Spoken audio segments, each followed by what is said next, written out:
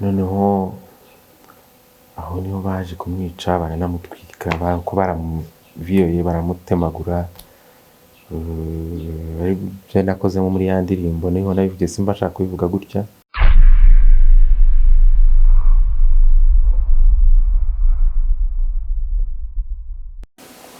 Murakaza neza inshuti zacu, bakunzi bacu, turabakiriye nanone kuri YouTube channel yanyu Naomi na Dadu. Murakaza neza, muraho, muratubona natwe turaho, ko twarimutse niyo mpamvu maze iminsi mutatubona, niyo mpamvu rero twagarutse turi hano hantu. Turabakiriye Dadu. Turabashuhuje nk'uko bivuze, turi hano hantu murabona ni hashya, natwe tuje mu buryo bushya. Ariko nyine tubahaye ikaze, tumaze iminsi myinshi tutaza ngo tuganire tubanye duhura, ariko nyine ubwo amaso arabaha. Rero rwose uyu munsi twagira ngo tuganire, nk'uko mubizi turi mu kwa kane, iki gihe twese turimo turakizi, ni igihe cyo kwibuka abacu bazize Genoside yakorewe abatutsi hano mu gihugu cyacu cy'u Rwanda. Rero buri imiryango yose yaba yarabuze ababo, dukomeje kwifatanya twese hamwe twibuka abacu. Ni muri urwo rwego rero n'ubu twaje kubaganiriza, twaje kugira ngo tuganire.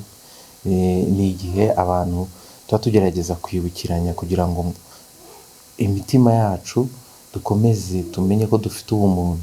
Niba hari ibyabaye tukamburwa abacu, ni uburyo bwo kugira ngo tudaheranwa nabyo, tubiganire kugira ngo bitazongera no kuba. Hari abana bagiye bavuka nyuma, hari abari bato icyo gihe batabizi, ariko bakamenya ko hari ibintu byabaye, ariko bikaba byiza ko bamenya ko ari ibi bitakongera kuba, cyane ko ingaruka zabyo zagiye zikora kuri benshi, ingaruka mbi z'ibyo bintu byabaye. Rero rwose turagira ngo tuganire turi hamwe twese, turi kumwe na mama Archie. Muri kano kanya rwose buri wese ahari yumve ko kuba hari umuntu yabuze byarabaye, ariko dutekereze imbere cyane, tunishyiramo imbaraga, dukora ibishoboka byose kugira ngo bitazongera kuba, cyane ko hari abitanze, hari abamennye amaraso kugira ngo ibyo bintu bihagarare, ibyo bintu byabaga bihagarare, ubwo bwicanyi buhagarare. Hari abantu bitanze. Uyu munsi tunabashimira, baba bariho n'abatariho, kubera ko bafite imiryango yabo. Aho bose turakomeza kwifatanya muri ibi bihe bikomeye. Rero rwose mwumve ko tugomba gukomera tukubaka igihugu, ko igihugu muri biriya bihe njyewe nari muto, nabashe kugira ibyo mbona. Nari mfite ubwenge, ariko mu myaka nari nkiri mutoya. Njyewe nkurikije uko nabonye ibintu, wenda na nyuma yaho bisa nkaho birangiye intambara yo guhagarika Jenoside yakorewe abatutsi imaze kuba, nyine Jenoside ihagaze, wabonaga igihugu cyasenyutse burundu, nta kintu kiri ku murongo, nta shuri, nta imihanda myinshi yari yarangiritse, ibikorwa remezo hafi ya byose byari biri hasi, nta nsengero, nta mashuri, mbese ibintu byose ubona igihugu ari zero, ubona ni gutya, imirambo ku muhanda. Ni ibintu byari biteye ubwoba. Imbwa zarabaye nyinshi zishikana, zarashishe kubera kurya abantu, imirambo y'abantu, imibiri y'abantu. Ariko ibyo bintu byose, uyu munsi murebe igihugu turimo, uyu munsi murebe aho duhagaze. Ni ukuvuga ngo hari abantu bamennye amaraso, hari abantu bitanze, hari abantu bataye imiryango yabo, baravuga ati ibi bintu tubihagarike. Uyu munsi turicaye, turi mu gihugu cyiza, igihugu buri wese yakwishimira gusura, n'umunyamahanga kumva yagisura. Ni ukuvuga ngo hari ahantu byavuye, izo mbaraga zakoreshejwe ntago zigomba guhagarara. Twese nitubitekereza neza, tukarenga ibyo byabaye, urwo rwangano rwatumye umuntu afata undi akamwica. Sinzi niba abashakashatsi benshi bagaragaza ko ari ubukoroni bwabiteye, kwa guteranya abantu. Umuntu akumva hari ibintu tuvuga ngo Afurika yabyaye abana na cyana, niko babifashe muri icyo gihe, ariko ntago ariko byakabaye kumera.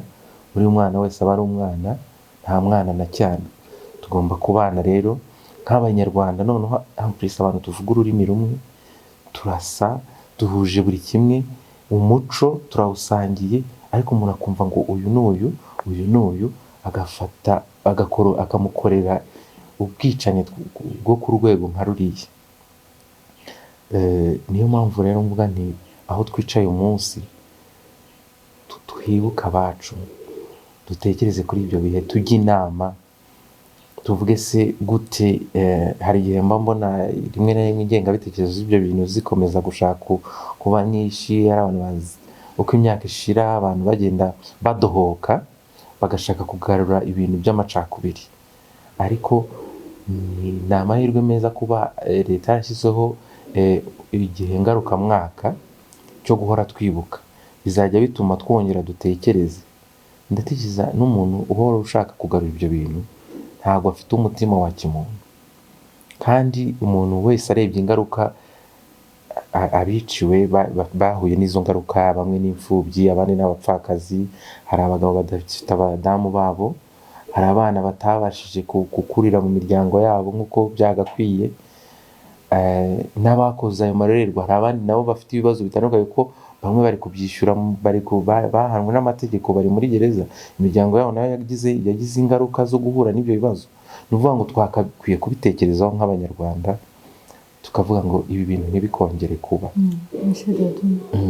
ntabwo uciye mu ijambo, uzi ko wari ukiri umwana, wari ufite imyaka ingahe? Nari muto, sinari mfite mu myaka 11 hafi aho. Imyaka yari myinshi ku muntu wari w'icyo gihe yabonye. Juste muramuze nari umwana mu myaka, ariko mfite ubwenge, ibintu byinshi byabaga nabibonaga. Ndashaka rero ngo mfashe, wenda hari abantu nkanjye wenda baba batabizi neza, ariko ukatubwira inzira y'umusaraba wanyuzemo, ukatubwira ukuntu byatangiye, uburyo wibonyemo, amahano yabaye ureba, ese mu mutima wumvaga nk'umwana umeze ute, ese nyuma y'ubwo buzima bwose bwabaye, intambara ikarangira, wongeye kumva umeze ute? Wenda duhere Jenoside igitangira. Wumva nk'umwana, twe twabonye ibintu biba, hari byinshi byabanje kujya biba, urumva ntumenye ngo ni ibiki, ariko ndabyibuka hari ukuntu hajyaga habaho ibintu bitaga ngo za mitingi by'amashyaka bya kera. Muri make abantu bakuru bumvaga bavuga ati ibintu icyo bizabyara muzakirunda, ko buri bintu bajya bakora rimwe n'aya mashyaka nayo akaba ashyamiranye. Ntabwo nawe mbimenyereye ibyo bintu, ariko nari umwana, rimwe tukacaho baririmba, abandi ari mu muhanda bavuza amafirimbi babyina, ariko ntumenye ngo birava he bikajya he, ntumenye aho byerekeza. Kumva ngo ni ishyaka iri, ubundi ukumva ngo ni ishyaka iri, ariko nk'umwana ntabwo nabaga nzi ngo ni ibiki, abyumva gutyo gusa. Kumva ngo bariya ngo ni MDR bakoze ngo bari mitingi, ibintu nk'ibyo, ukumva ngo bariya ngo ni MRND bakoze ibi. Twarabibonaga umuntu n'abana icyo gihe bitaratangira. Nyuma aho naje kubyumva, naho bavuze ngo cyokoze bwa mbere gato hari ukuntu nabyumvisho bajyaga bafunga abantu bavuga ngo ni ibyitso ngo by'inkotanyi, icyo gihe bavuga ngo ni inyenzi, urumva. Ibyo nabyo nabyumvisho abantu benshi bagiye bafungwa, abandi bakaburirwa irengero, abandi bakicwa. Ibyo nabyumvisheho. Nese nagwagira ku bwoba. Icyo gihe ntabwo nari ndagira ubwoba, ko ntabwo numvaga neza ibyo ari byo. Noneho ahantu natangiye kugirira ubwoba ahubwo nyamukuru Genoside itangira. Batangira kwica, ko wenda aho twari dutuye ntabwo byahise biba ako kanya, ariko twarabimenye ko hari abantu batangiye kwicwa mu gihugu bazira ubwoko. Noneho icyo gihe rero kwicara, cyokoze byabaga biteguye kwicara, uzi ngo isaha n'isaha baraza kukwica, uzi ngo uburyo bakwicamo. Wenda ibintu by'urupfu ntabwo nari mbizi cyane nk'umwana, najya kumva umuntu ngo yapfuye, ariko nkumva ntabwo nkitangira kubibona nk'ibitero byazaga. Habanje kuza abantu bavuye hano bitaga za Mukura, bari bafite ibintu bakoze mu migano babyitaga ibisongo. Icyo gihe ndabyibuka papa papa yabahaye matera nini cyane, ababwira agaciro kayo, barayitwara. Icyo gihe turarokoka, ariko hari ikintu bakoze. Njyewe na mushiki wanjye umwe, hari ukuntu badufashe amazuru bagakanda bazamura hejuru, bakavuga ngo hano ngo yavemo amavuta menshi, ngo uri umuhutu no ngo haba ntayavuyemo ngo uri umututsi. Babanje kubidukora, ariko bari kudukora ibyo nibwo papa yahise atugura, atanga nyine iyo matera, avuga ati kuba uraduha iki. Icyo gihe byari bitarakomera cyane, ku buryo hari igihe abishyuraga amafaranga bakaba babaretse.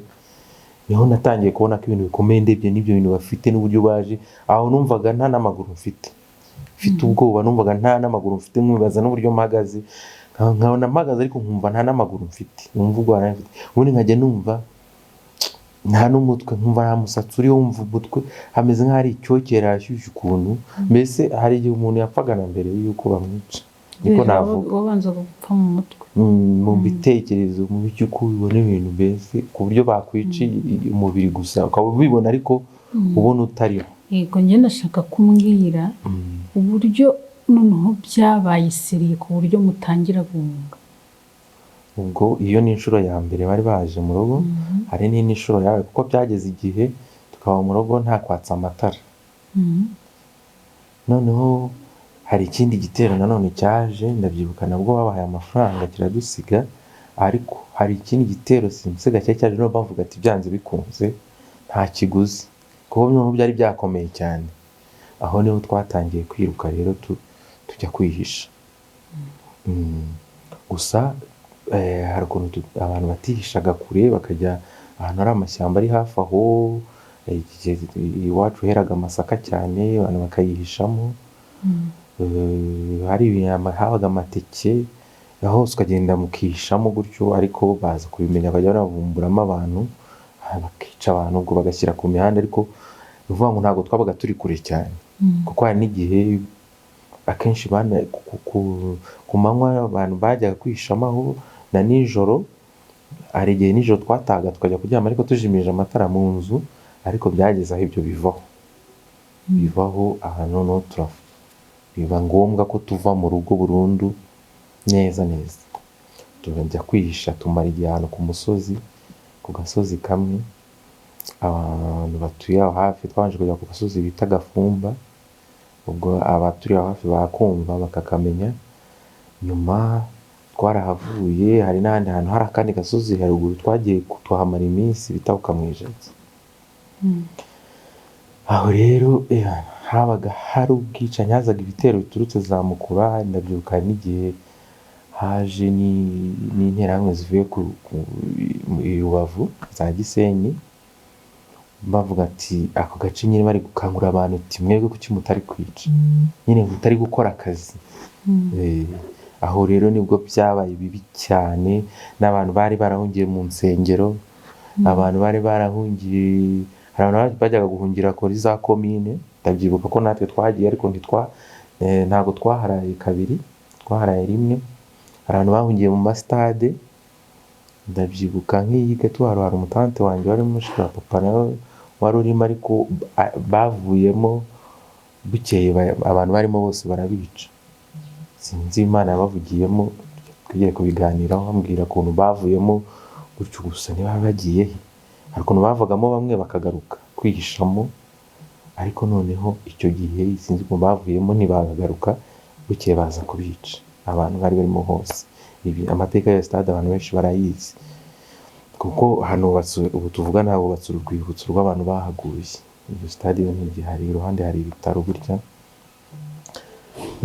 Ariko icyo gihe haba ubwicanyi bukomeye, hahandi bafataga umwana bagakubita ku gikuta, babonaga umugore utwite bakamufomboza inda bagasatura n'ibyo bisongo, ugasanga umuntu bamuhingukijemo igisongo. Noneho umuntu wabaga uzwi cyane bamwicaga nabi. Ibyo bisongo bakoraga mu migano, ko abandi bagatema. Ariko ikintu cyari kigize ukuntu bicaga abana, ufite umwana ugakubita ku gikuta nka kuriya, ngo ni akana k'inyenzi. Yabaga ari ibintu utakwiyumvisha. Noneho tugeraho tumenyera kwiruka twihisha, rimwe bakabasanga aho ko hari igihe havuzwagamo n'amasasu, rimwe ukajya ahantu mu mirambo ukihishamo aho bajugunyaga imirambo y'abantu, ukaba ariyo wihishamo kugira ngo kuko bazi ko utahihisha, ugenda ukegura umuntu wapfuye ukamwiryamishaho ukaryama aho ngaho iminsi ikica.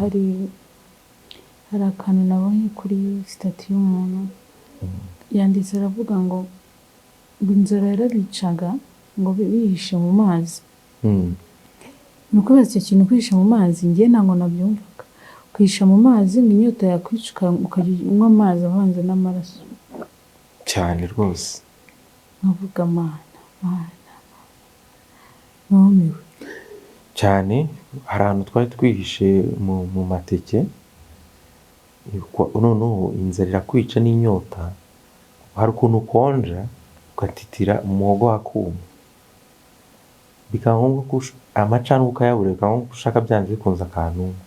Ubwo amazi yo ku iteke ntiwayashyiragamo ngo umva ari cyakumariye. Bategaga amazi byahandi by'ubukonje babyita ikime, kugira ngo kize kuba ari cyinshi mukacyegeranya, ukamurika ntibijye cyitwa. Nza kubona ahantu niba ari inka niba ari cyakandagiye hararitsemo amazi yabaye icyatsi, kwa kundi yarashaje hatangiye kuzamo umwotsi, twarayanyweye. Nta wumvaga niba aryoshye cyangwa bicumfa, byingenzi nuko wumvaga mu muhogo hafungutse. Ko ayo mazi narayanyweye ndabyibuka ko sinjya nkibagirwa, kuko ndabyibuka twari tumaze igihe kinini tutarya, sinamenya ngo n'iminsi ingahe. Hari n'ahantu nabonye umwumbati njyewe kwa n'umwana naratekereje nyuma nibwo nabitekereje bazasura umwumbati buriya wari wageze hariya gute. Umwumbati utetse ariko uri hasi wuzuye n'ibyondo ukawuharura neza ndawurya, numva ubuzima burakomeza.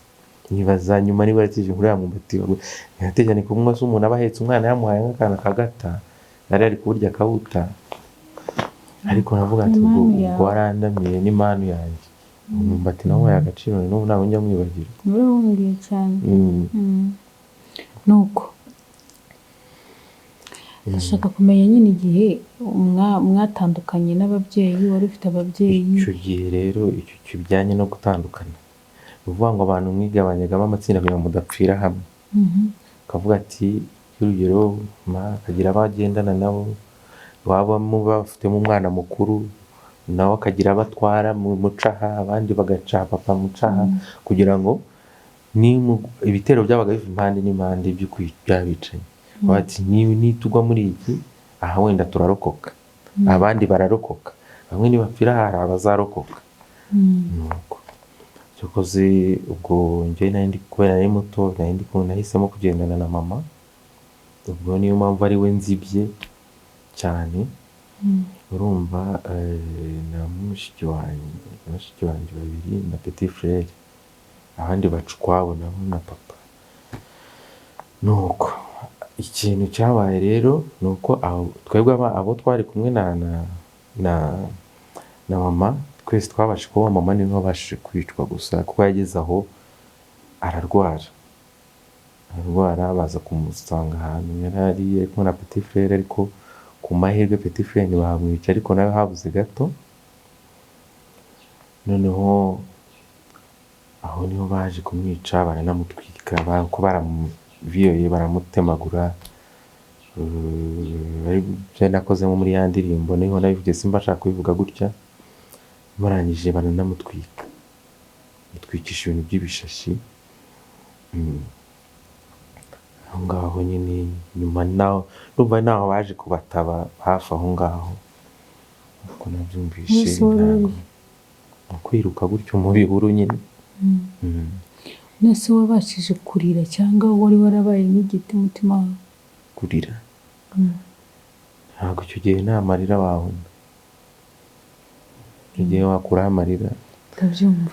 Umuntu yarize nyuma birangiye nibwo umuntu yabitekerezagaho ukuntu amarira yaje. Nese warirukanse birangira wisanze? Mba twaragendaga, uvuga ngo birangira, hari igihe cyageze mbona ngeze mu bantu benshi, mahurira cyo koze n'umukobwa umwe twari duturanye. Noneho ubu yabaye umumama, noneho bari bari guhunga ariko mu muhanda bisanzwe, twarahuye gutyo, ahita amfata akaboko ati ntundekure, ndajya mvuga kuri uwanjye, ariko ntabwo yari ari guhigwa. Turagendana, ubwo twaje kwisanga nyine ukuntu umuntu agenda wisanga nageze muri Congo. Umukobwa niwe twagendanye icyo gihe cyose kurinda cyoze, na nyuma arahari, ubu yabaye umumama arahari.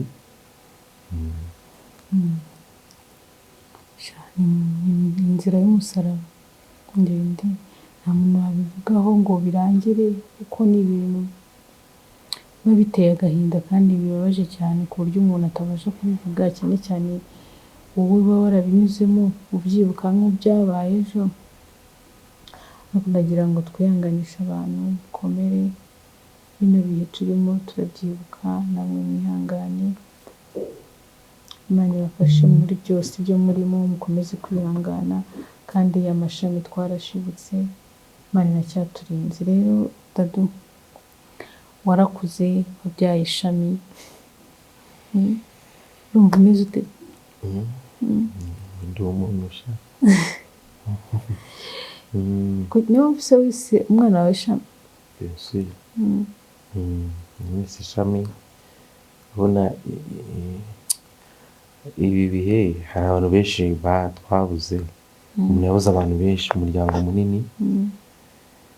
Abantu bazi ubuhamya bwacu twagiye dutanga, n'ababashije kuboneka bahari, usanga abantu ntibumvikana tena, ukisanga uri wenyine. Niyo mpamvu rero nahisemo kubaka umuryango wanjye bushyashya. Ubwo urumva iri ni ishami ryadushibutseho nyine. Ukuri turashima Imana. Kagira icyo ubwira abantu bagifite ako gahinda batariyakira? Abantu bahuye na byinshi, urumva ntabwo byimbitse cyane ngo mvuge ngo mbyinjiyemo 100%, ariko mvuze muri make. Ariko ubuhamya buba ari burebure, kuko hari ibikomere mfite ku mubiri by'icyo gihe, igikomere mfite ku mubiri icyo gihe urakizi. Ariko ntabwo navuga ngo ngiye kurondora ngo cyaje gute, ariko ni ubuhamya burebure, kuko hari nk'aho twageraga bari haje muri by'amasasu, ukabona umuntu mwari kumwe yaraguye uri kugendana. Ariko icyo nabwira abantu rero, abantu bahuye n'ibintu byinshi binakomeye kurenza n'ibyo mvuze. Ikintu tubivugira cyangwa umuntu aba agira uko uvuga, ugenda uba uri gusa nkaho usangiza abantu ibyaho utabyihererana. Noneho agahinda kagenda kagabanuka, kandi uko uganira n'umuntu utekereza ati nakora iki, nk'ubu ngubu ntabwo byamperana, ndavuga ati umwana wanjye agomba kubaho neza. Urumva ntabwo naba mfite agahinda ngo njye guheranwa nako ngo mbashe kubigeraho. Igihugu kigomba kubaho neza, cyari gipfuye ariko ubu kimaze kuba igihugu cyarenze ibihugu byinshi. Ibyo byose nitwe igihugu gifite, nta yindi mitungo ihambaye gifite, ntabwo turi ku nyanja nk'ibindi bihugu. Buri wese yumve ko igihugu cye agomba kucyubaka, kandi akumva ko umuntu bari kumwe niyo yaba ari n'umunyamahanga, mwese muri abantu mwaremwe n'Imana, nta kwangana. Kuko sinzi niba Imana irema abantu bashyira, yaravuze ati abambashyira hano mu Rwanda, mwebwe muri aya moko atatu, ariko mwebwe muruta abandi, cyangwa se gutya muri abashyize ku isi, kandi duha amabara atandukanye. Icyo ngicyo nicyo navuga, ariko n'ayo mabara ntiyakabaye intandaro yo kwangana. Wenda n'ibyo Imana yabonye bishimije nko kugira indabyo ukagira iz'icyatsi, hari akaba hari urw'umweru, hari akaba hari urw'umutuku, tugashimishwa n'ayo mabara. Wenda niko Imana nayo yabishatse, kugira ngo bishimishwe no kubona amabara y'abantu yaremye atandukanye. Icyo rero cyagakwiye kuba natwe kitunezeza, ahubwo tukuzuzanya mu buryo bwose. Kuvuga rero ngo nabwira abantu nti tugerageze dukore cyane, dukorere igihugu cyacu, turusheho kukizamura. Dore igihe tugezemo, navuga ngo niba nk'uko natangiye bivuga, ingengabitekerezo yarazamutse ku rwego ukuntu, navuga ngo abayobozi dufite bahora barwana n'icyo kintu, natwe tugomba kubigiramo uruhare, tukarwana n'iyo ngengabitekerezo kugira ngo tutazisanga muri rya curaburindi tena. Noneho iyo bimeze gutyo, niba hejuru nabijyanye byo muri Bibiliya kwa kundi Mose yabaga bari ku rugamba yamanura amaboko bagatsindwa, yazamura bakanesha. Ni ukuvuga ngo habaye abagabo bajya kumufasha gutya, bafata amaboko barazamura kugira ngo mbashe gukomeza gutsinda. Nibyo twagakoze nkatwe abanyarwanda basanzwe, tukareba abayobozi bacu bari kurwana hejuru, tukabafata ya maboko gutya kugira ngo tubashe kugenda mu murongo umwe cyangwa kurwanira hamwe cyangwa kuba mu kirere kimwe cy'icyerekezo kimwe. Nicyo navuga, kuko tugiye kudatekereza kuri ibyo dushobora kurakara. Umuntu ashobora kurakara akavuga ati ndihorera, ushobora kurakara, ariko ibyo guhora n'ukw'Imana niko yavuze. Kuko byagiye bintangaza ukuntu abantu benshi, igihugu cyari gifite abantu benshi bitwa ngo barasenga muri abakristo, ariko ugasanga gikoze ubwicanyi mu buryo utatekereza. Ibyo rero tugomba kubirenga, noneho tukamenya kuba abantu ba nyabo, kandi nk'uko twabibonye nabivuze sindi bubisubiremo cyane, buri wese akamenya ko icyo wakora cyose ukigira ingaruka. Nukora icyiza uzabona ingaruka nziza, nukora ikibi uzabona ingaruka mbi.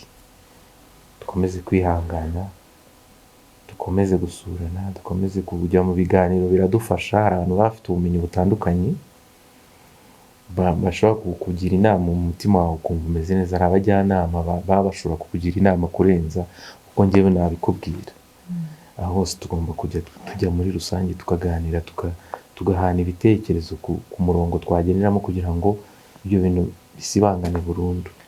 Bifatanyije hamwe natwe mwese aho muri bose na Dadu turakwihanganishije. Twese abanyarwanda twihangane. Mwakoze rero kutwumva no kumva abantu bwa Dadu. Njyewe mbuze icyo mvuga, birandenze kubera ko hari byinshi yambwiraga, ariko wenda akanga kubimbwira cyane kubera ngiye ngira amarira uyu munsi nifashe, ngira amarira akambwira ati nzabiririmba mu ndirimbo, uzabyumvira mu ndirimbo. Indirimbo rero imaze kuyumva ndumirwa. Indirimbo muraza kuyumva rero, baraza kuyishyiraho muyumve, uyikeneye wenda tuzamubwira aho ayikura, ariko araza kukanyuzamo neza agace kamwe muyumve. Niho harimo ubuhamya bwose bw'ibyamubayeho, urugendo rwawe rukomeye. Ariko turashima Imana ko twabaye amashami, twashitse nawe akiriho akaba afite ishami. Ni ukuri komeza mwihangane.